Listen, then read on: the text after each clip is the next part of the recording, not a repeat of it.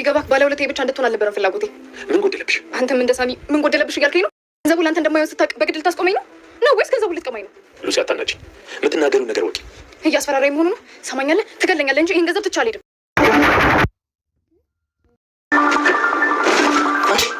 ሎሚ አንቺ ሎሚ ይህን ነገር ለቤዛ አሳያታለሁ ብለሽ ገንዘብ ለመለቃቀም ይሆናል እንደዚህ ያደረግሻለሽ። በመወዳቸው ቤተሰቦች ብትቀየምኝም አንቺ ልክ ነሽ። እናትሽን አሳትችሽ ቤት ድረስ ይላክብኝ የኔ እንደነት ለማወቅ አይደለም ማለት። ስለዚህማ ገንዘቡ እንድታገኝ የምትረዳ አንዱሽም አለች። ሱራፌል አሁንም በኃይለኛ መረጃ ዶክተር ሮቤል እጅ ላይ ወድቋል። አብራ ትሰራለች ብሎ በሰራተኝነት ወደ ሮቤል ቤት ያስገባት ሎሚ ዛሬ ለሱራፌል አደገኛ የሆነ ነገር ይዛበት መታለች። ይህንንም ትዳሩን ለማፍረስ እንዲሁም ደግሞ ከቤዛ ጋር ጠብ ለመፍጠር የሚረዳ መረጃን ሱራፌል ተይዞበታል። ዶክተር ሮቤልም እንግዲህ ይህንን መረጃ በማሳየት እያስፈራራውና እንዲሁም ደግሞ ከሳሚና ከቤዛ ምረጥ እየተባለ ነው የሚገኘው። ኢንስፔክተሩም የእህቱን ልጅ ለማሳከም ከሉላ ጋር ተስማምቷል። ሉላም ወደ እነሱ ቤት በመሄድ እንግዲህ ዛሬ ምግብ በጋራ ሰርተን ነው የምንበላው እያለች ሀሳቧን ስለተረዳትና ከሱንም ስለተወላት በደስታ የደስ ምግብን ሊሰሩና በጋራም ሊበሉ እንግዲህ ተስማምተዋል። ሉሲ ሀሳቧ ብሩን ይዛ ለመጥፋት ነበር፣ ነገር ግን ሊሳካላት አልቻለም። ነገር ግን ጥያቄ የፈጠረባትን ነገሮች በሙሉ ለዶክተር ሮቤል በመናገር ከዶክተር ሮቤል ጋር ልትስማማ ችላለች። ሰላም ጤና ይስጥልኝ ውድና የተከበራችሁ ተመልካቾቼ እንዴት አላችሁ? እግዚአብሔር ይመስገን እኔ በጣም ደህና ነኝ። በያላችሁበት ሰላማችሁ ይብዛ እያልኩኝ ዛሬ ደግሞ ቤዛ ድራማ ክፍል 133ን ይዤላችሁ መጥቻለሁ። ለቻናሉ አዲስ ከሆናችሁ ሰብስክራይብ እያደረጋችሁ ቤተሰብ ሁኑ። እንዲሁም ነባሮች ላይክ ሸር እያደረጋችሁ ሀሳብ አስተያየታችሁን በኮሜንት እያጋራችሁኝ አብራችሁኝ ቆዩ። ስለምትከታተሉኝ ስለምታበረታቱኝ በሙሉ እጅግ በጣም አመሰግናለሁኝ።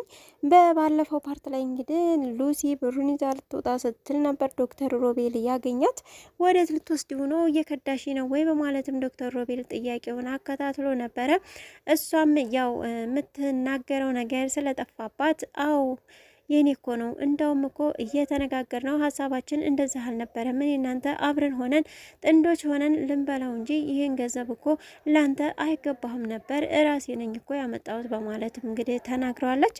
እንዲሁም ደግሞ አንተ ከሰራተኛ ጋር አሸሼ ገዳሚ ስትልብኝ እኔ ዝም ብዬ እንደ ጅል እንዳይህ ነው ወይ የምትፈልገው በማለት በሎሚ ላይ እንግዲህ የጥርጣሬ ነገር አድሮባት ነበር።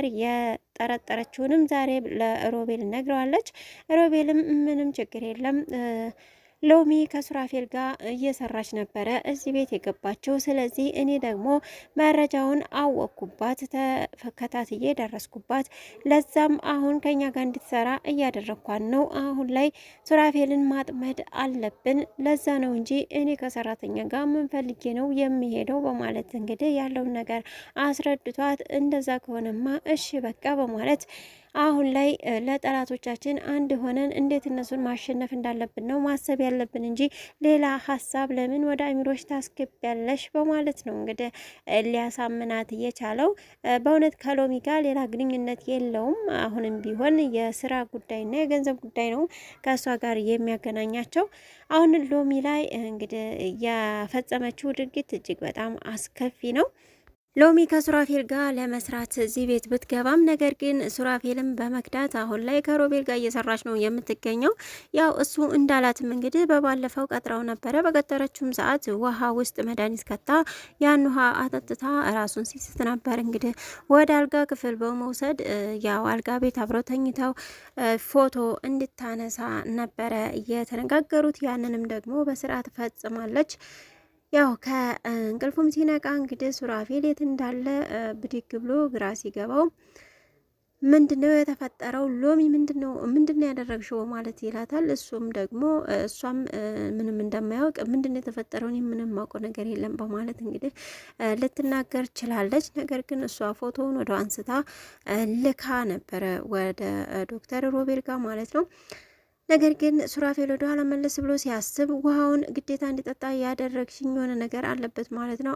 ከሮቤል ጋር ሆነሽ እየሰራሽ ነው አይደለ? ከተሽኛል አይደል? በማለት እንግዲህ አንገቷን ይዞ ሲያስፈራራት ነበረ። ሎሚም አንተ የኔን ቤተሰቦች እየረዳህ እንዴት ብዬ ነው እምከዳህ? እኔ ምንም የማውቀው ነገር የለም በማለት እንግዲህ እንዳልከዳችውና ያለውን ነገር ተናግረዋለች። ነገር ግን ሱራፌል ወደ ቤቱ ይመለሳል። በተመለሰም ሰዓት እንግዲህ ቤዛ እጅግ ተጨናንቃ ነበረ። ነገሮች ሁሉ በሙሉ አሁን ተምታተውበታል። እንዲሁም ደግሞ ሱራፌል ለቤዛ እያሳየት ያለው ነገር ያን ያክል አግባብ አይደለም። ችላ እያላትና በራሱ መንገድ ነገሮችን እያስኬደ ነው የሚገኘው። ምንም ሊያማክራትና እንድታግዘውም ፍቃድ አልሰጣትም። አንደኛ ስለ ሎሚ ምንም የምታውቀው ነገር የለም። እንደዚህ ሰራተኛ አስገብቻለሁ ብትለው ቢላት ኖሮ ምናልባት ተቅድሙ ልታምነው ትችል ነበረ። ሳሚ ይሄንን ነገር አትደብቅ፣ ሁሉንም ነገር ቤዛ ማወቅ አለባት በማለት ከዚህ በፊት ነግሮት ነበር። ነገር ግን አይ ቤዛ ማወቅ የለባትም፣ ይህንን ነገር በራሳችን መንገድ ነው የምናስኬደው፣ አሁን ጊዜው አይደለም ለቤዛ የምንናገርበት በማለት ሱራፌል በራሱ መንገድ እንግዲህ እየተጠመደ ነው የሚገኘው። አሁን ላይም ቤዛ ምን ሆነ ነው ብትለው ምንም አልሆንኩኝም እያለ ሎሚ ስቀጥረው አሁንም በድጋሚ ውጭ ወጥቶ ነበረ ለወራት እየቻለው ምን ሆኖ ነው ግን ምንድነው የደበቀኝ ምን እየተካሄደ ነው እያለች ቤዛም እያሰበች ነው የምትገኘው።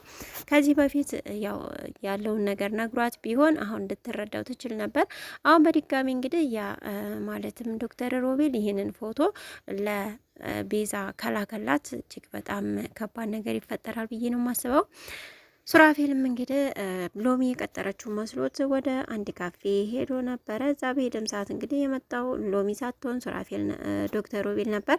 ዶክተር ሮቤልም ሲመጣ እጅግ በጣም ነበር የደነገጠው። ሱራፌል አይዞህ አትደንግጥ፣ አብራችሁ ናችሁ እየሰራችሁ ነው አይደለ? ከተኛል አይደል? በማለት እንግዲህ አለቃትም ብሎ ከመቀመጫው ሲነሳ አይዞህ ቁጭ በል ተረጋጋ በማለት ያው እንዲቀመጥ አድርጎታል።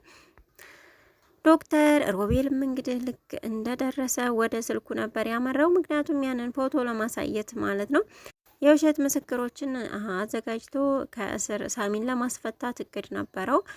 ወይንም ሳሚን ትመርጣለህ ወይንም ደግሞ ቤዛን ትመርጣለህ በማለት ያን ፎቶ በማሳየት ምርጫ ይሰጠዋል።